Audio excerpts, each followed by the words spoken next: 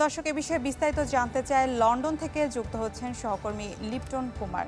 Lipton, স্বাগত আপনাকে। যে বিষয়টি জানতে চাই সেটি হচ্ছে, তদন্তকারী চিঠিতে এটা স্পষ্ট যে টিউলিপের বিরুদ্ধে কোনো দুর্নীতির অভিযোগ প্রমাণিত হয়নি। এখন ব্রিটিশ সরকার কি আসলে এই দুর্নীতির তদন্ত চালিয়ে যাবে কিনা এবং সে বিষয়টি ঠিক কী উপায়ে হবে?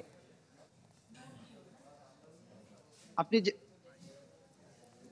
আপনি যেমনটা বলছিলেন, দিন গড়িয়ে আসলে লন্ডনে এখন রাত নেমেছে, কিন্তু সারা দিনই টিউলিপ ইস্যু নিয়ে যুক্তরাজ্যের রাজনীতি অঙ্গন উত্তপ্ত ছিল, সেটা আমি বলতেই পারি।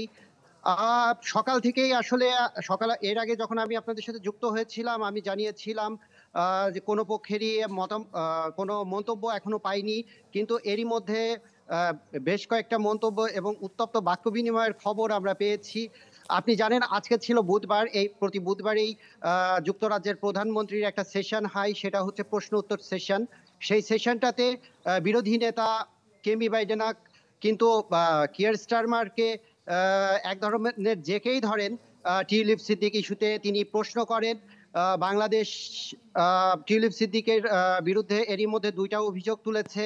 আ প্রধান উপদেষ্টা এরই মধ্যে ইউনূসের নামও তিনি উল্লেখ করেছেন এবং বলেছেন ইউনূস সরকারকে আ যুক্তরাজ্য সরকার এই তদন্তের ব্যাপারে কোনো সাহায্য করবে কিনা।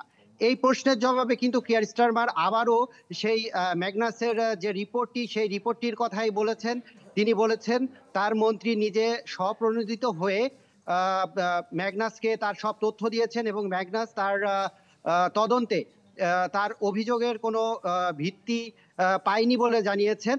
এর আগে কেমি বাইডেনক যে কিয়ার স্টারমারের এভাবে চেপে ধরেছিলেন, তার আগে ব্রিটিশ আপনি জানেন বিবিসি ব্রেকফাস্ট নামে একটি জনপ্রিয় অনুষ্ঠান এদেশে প্রচারিত হয়। সেই অনুষ্ঠানে উপস্থিত ছিলেন আ চি a chief treasury secretary mister Jones.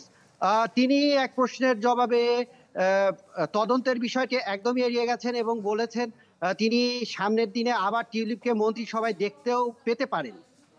আর তদন্তের যে বিষয়টি বলছেন, আ বা ব্রিটিশ সরকারের পক্ষ থেকে বা আ এখনো এ ধরনের পরবর্তী তদন্ত কার্যক্রম কি হবে সে বিষয়ে এখনো আমাদের কাছে কোনো তথ্য নেই। জি লিপটন, ধন্যবাদ আপনাকে। লন্ডন থেকে যুক্ত হচ্ছিলেন সহকর্মী লিপটন কুমার।